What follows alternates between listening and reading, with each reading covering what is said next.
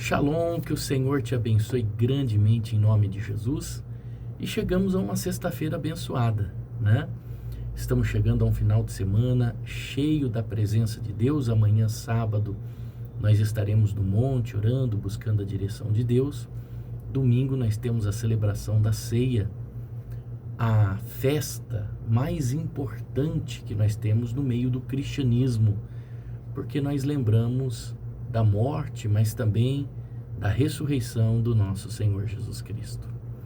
Olha, o texto hoje está fantástico. Saiu aqui no Evangelho de João de novo, né? O livro de João, eu amo muito o livro do Evangelho de João, porque é um dos evangelhos não sinóticos. E o livro do Evangelho de João, ele foi escrito por Lázaro, o mesmo que foi ressuscitado. Alguns atribuem o livro de João ao filho de Zebedeu, né? A João, filho de Zebedeu, e outros acreditam que também o livro de João foi escrito por Marcos, que também era chamado, conhecido por João. Mas, né, algumas bases, né? O discípulo que Jesus amava, você vai ver que Lázaro era o discípulo que Jesus amava, e ele quando Lázaro morre, você vai ver que Jesus chora e as pessoas dizem assim: veja o quanto ele amava. Nós temos alguns indícios também no capítulo 12, no capítulo 21, quando Pedro está recebendo, vai ficar sabendo como acontece a sua morte. Jesus diz que ele vai envelhecer, que as pessoas vão levar ele para lá e para cá, e ele não quer, e assim seria até o dia da morte dele. E aí ele olha e vê o discípulo a quem Jesus amava, e ele diz: mas e ele? Né? Referindo-se àquele que conheceu o outro lado, como era a morte. Jesus, ele dá uma resposta, diz assim: olha, se eu quiser que ele continue ou permaneça vivo até a minha volta, assim será, né? Bom, enfim, cada um crê do jeito que crê, mas o que é brilhante no livro de João é uma peculiaridade sensacional. O livro de João, ele conta só 7 dos milagres de Jesus, porque ele foca em mostrar que Jesus é o Messias. O objetivo do livro do Evangelho de João é focar a divindade que há sobre Jesus e declarar que ele de fato é o Messias. Então todos os milagres que você vai encontrar no livro de João refere-se a profecias dadas ao Messias. A transformação da água em vinho, quando você vê a transformação da água em vinho que tem no livro de João, você vai ver que quando ele transforma a água em vinho, a Bíblia diz que os seus discípulos creram nele. Então veja que os discípulos andavam com ele, mas ainda não criam de fato que ele era o Messias. Sabia que ele era uma grande autoridade, um grande rabi, mas não cria de fato que ele era o Messias. Mas quando você vê que é um milagre fechado, não é um milagre que todo mundo vê, é um milagre dentro de uma cozinha, não um milagre aberto para a comunidade. Mas você vai ver que o texto diz que os discípulos creram nele.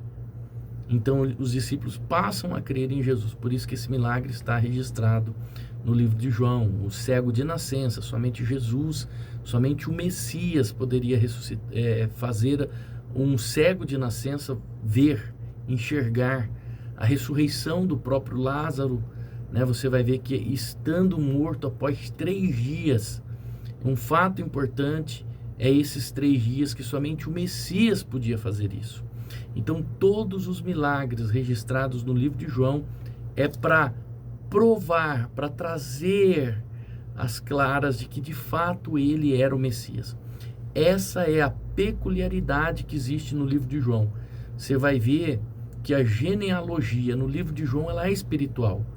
Nos evangelhos sinóticos, quando nós lemos a genealogia de Jesus, então eles vêm falando de nomes de pessoas físicas, né? Porque Jacó gerou tal, Salmão gerou e por aí vai, né? Não vamos conseguir lembrar o nome agora de toda a genealogia. Eles vão indo, até chegar em Jessé, chegar em Davi, até chegar em José, que era o pai do Senhor Jesus. Já no livro de João, como a peculiaridade dele é mostrar a divindade, que Jesus era o próprio Messias, você vai ver uma genealogia espiritual, ele trazendo Jesus como o Logos de Deus. No princípio era o Verbo estava com Deus e ele era o próprio Deus. Então você tem aqui uma genealogia espiritual. O livro de João é fantástico. Deixando a nossa aula de teologia um pouquinho de lado, vamos falar desse texto que está no capítulo 4 do livro de João. Diz assim, versículo 12: És tu porventura maior que Jacó, o nosso pai, que nos deu o poço do qual ele mesmo bebeu, ele, os seus filhos, o seu gado? E afirmou Jesus: quem beber desta água tornará a ter sede. Aquele, porém, que beber da água que eu lhe der, nunca mais terá sede.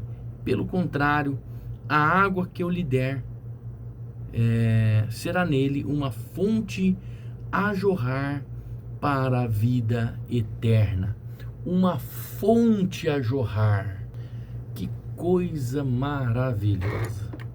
Que coisa extraordinária. É interessante que no grego, que é uma das traduções originais, né, principalmente para o Novo Testamento, a tradução do grego Nestle Aland, que já está na sua 29ª edição, ela frisa muito bem a questão que Jesus diz para ela: eu te darei uma fonte a jorrar para a vida eterna, que é o próprio Espírito Santo. Bom, Jesus vai beber uma água, ele chega até o poço, ali tem uma mulher que está bebendo da água, tirando água. Assim era a cultura dos judeus. Os samaritanos também eram judeus. Os samaritanos não se davam com os judeus porque eles construíram um templo fora de Siló, e isso gerou intriga, confusão entre eles. Bom, e Jesus pede água, e Jesus oferece para ela uma outra água. Se você soubesse quem te pede água, eu lhe daria uma água diferente que jorraria e que traria a vida eterna para você. Essa mulher, ela tem uma resistência a Jesus porque ele é judeu.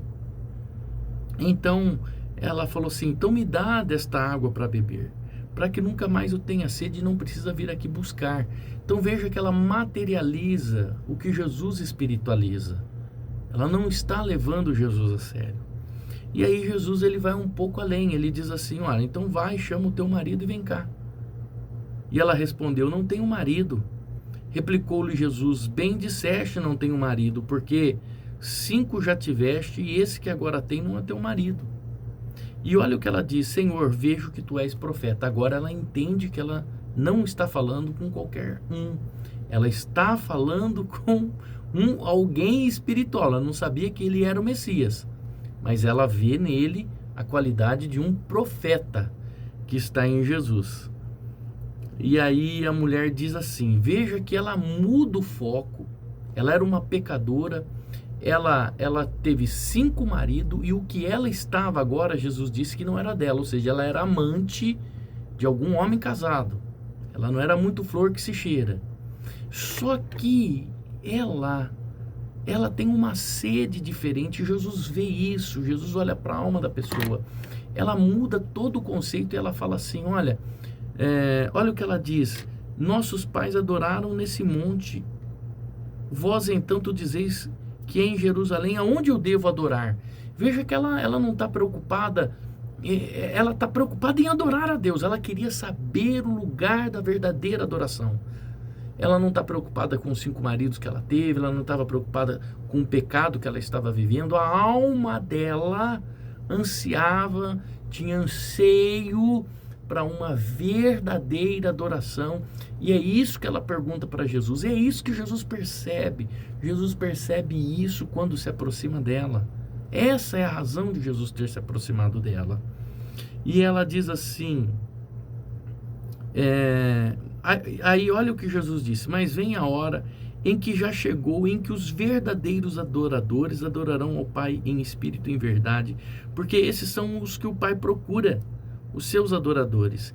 Deus é espírito e importa que os seus adoradores o adorem em espírito e em verdade. A mulher respondeu: eu sei que há de vir o Messias, chamado Cristo, e quando ele vier nos anunciará todas as coisas. Então Jesus está dizendo que Deus estava procurando os verdadeiros adoradores e tinha acabado de encontrar ali, naquela mulher. E ela diz assim: eu sei que vai vir o Messias. E ele disse: sou eu sou o Messias, eu sou aquele que fala com você. Interessante que Jesus não revelou para ninguém que ele era o Messias, a não ser para os seus discípulos, nem para grandes autoridades e grandes personalidades em Jerusalém. Jesus declarou que ele era o Messias, mas para aquela mulher ele declarou. Por quê? Por mais que ela estava vivendo uma vida de pecado, a alma dela tinha ansiedade de adorar a Deus, de abandonar aquela vida de pecado, de ter um encontro verdadeiro, de encontrar verdadeiramente o Messias. Pois bem, essa é a peculiaridade do livro do Evangelho de João. É maravilhoso. Jesus, ele está procurando os verdadeiros adoradores. Aquele que tem sede, aquele que tem vontade de conhecer verdadeiramente a palavra de Deus, de sair dessas brincadeiras que se tem hoje, sair dessas brincadeiras que estão por aí, pessoas que estão brincando com o Evangelho, pessoas que nem conhecimento das Escrituras têm, estão aí fundando igrejas, fundando ministérios, brincando com o Evangelho, dividindo igrejas, dividindo ministérios, como disse um pastor amigo meu, dividindo as células. As células foram tão importantes para o crescimento da igreja, mas também criaram grandes divisões em ministérios. Pessoas que nem conhecimento tinham, mas porque era um líder de uma célula, saiu, se achou pastor e fundou um ministério. E estão caminhando as pessoas para os caminhos errados. Essa mulher tinha passado por vários caminhos errados, essa mulher estava vivendo uma vida de sofrimento, mas ela queria saber aonde ela adorava verdadeiramente a Deus. Talvez essa seja a sua pergunta. Aonde verdadeiramente eu posso adorar a Deus? Aonde verdadeiramente o Senhor Jesus vai se revelar como um Messias prometido, como um enviado, porque Ele tem procurado os verdadeiros adoradores. Quando é e como é que eu me encaixo como esse verdadeiro adorador? Talvez a sua alma tem sede, tem essa mesma vontade de buscar o Senhor, de conhecê-lo de perto. Assim como essa mulher, eu quero dizer para você que esta sede, esta vontade que vai fazer o Senhor se revelar verdadeiramente para você. Se revelar verdadeiramente. Não ser um religioso, como há pessoas que estão há 20, 30, 40 anos na igreja, mas o Espírito Santo não se revelou verdadeiramente a elas. O Espírito Santo vai se revelar verdadeiramente a você quando você tiver sede, vontade dessa palavra verdadeira, de buscar verdadeiramente e seguir verdadeiramente o caminho que te leva à salvação. Pode não ser um caminho muito bonito, nem um caminho de flores, mas é o caminho que vai fazer você encontrar com o nosso Senhor Jesus Cristo. Deixa eu orar por você. Senhor, em nome de Jesus, que o teu Espírito Santo venha de encontro com esta pessoa, porque é só Ele quem convence o homem, a humanidade, dos seus erros, dos seus pecados, dos seus caminhos, e direciona essa pessoa, meu Deus, a um caminho de luz, a um caminho verdadeiro. Tira do coração dessa pessoa de querer seguir homens, pessoas. Meu Deus, tira o desejo pecaminoso do coração dessas pessoas, pessoas que cometem lascívia dentro das igrejas, estão ali em busca de um par. Mas o Senhor é aquele que procura os verdadeiros adoradores, aqueles que o adoram em espírito e em verdade. E talvez, meu Deus, essa pessoa que ora comigo agora é essa pessoa, porque ela faz esse devocional todo dia, ela permanece comigo todo dia, E o Senhor está dando a direção para ela nesse momento. Direciona ela, meu Deus, em nome do Senhor Jesus Cristo. Amém. Deus te abençoe e olha, continue buscando a verdade, pois é o caminho da verdade que vai te levar até o Messias. O que Jesus revelou para essa mulher, Ele não revelou para grandes autoridades. O que Jesus pode revelar para você estará oculto aos olhos dos grandes e dos entendidos. Deus te abençoe. Shalom.